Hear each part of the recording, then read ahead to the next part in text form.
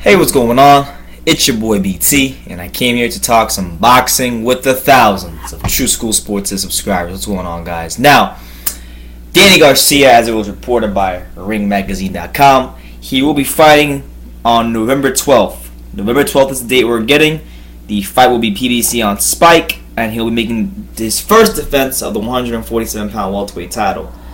And this will be at Temple University in his hometown of Philly. So, while I don't like Danny Garcia, one thing I will give him a little credit for is bringing a fight back home to his hometown in Philly, because a lot of fighters have been saying they want to do that.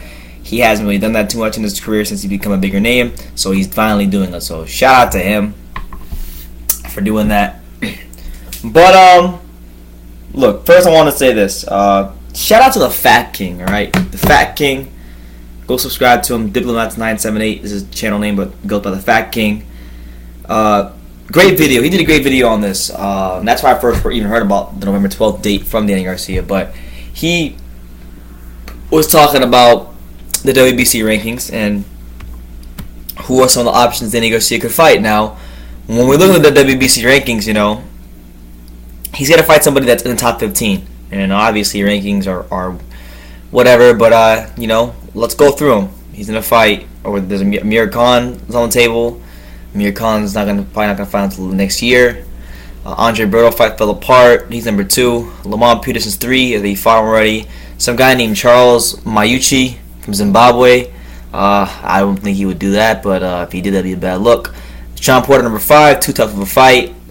Ray Robinson number 6. It's a possibility. He's a Philadelphia fighter, but we wouldn't expect that one. Konstantin Panamara wants to really fight in the IBF rankings for the IBF title, so he's more of a guy you'd probably see Earl Spence fight, so he's probably not going to be. He's ranked number 7. Omar Figueroa is a 140-pound fighter, so I don't know how he's number 8. Carlos Molina, maybe, who knows. Frankie Gomez number 10. Gomez too tough for him as a tune-up fight. Some guy named Cesar Miguel, whatever. Danny, that's not a good fight for him. Satana Rodrigo, no. The only 2 names that really stand out and that would be acceptable names for Danny Garcia are the guys who are ranked 13 and 14, and those guys have, somewhat of a name, but we know they're safe fights for him, and that would be Jojo Dan, someone who fought Kell Brook, and Kell Brook sparked him out of the ring real quickly. Danny could do much the same thing against Jojo Dan.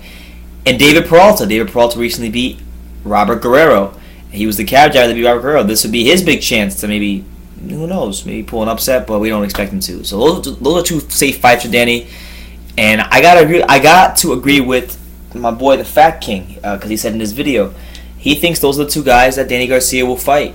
One of those 2 guys, either Jojo Dan or David Peralta, and I gotta agree with him. Out of all these names, is he, or maybe even he fights Sammy Vasquez. Sammy Vasquez is coming off of a tough loss to Felix Diaz, so I wouldn't even rule out Sammy Vasquez. But those 3 guys, Jojo Dan, David Peralta, and Sammy Vasquez, all 3 of those guys, I can see Danny Garcia fighting, because those are guys are all the very last 3 guys in the top 15, and he has to fight somebody in the top 15. So we'll see what happens, but that's the news. November 12th, Temple University, Philadelphia, Danny Garcia's first title defense.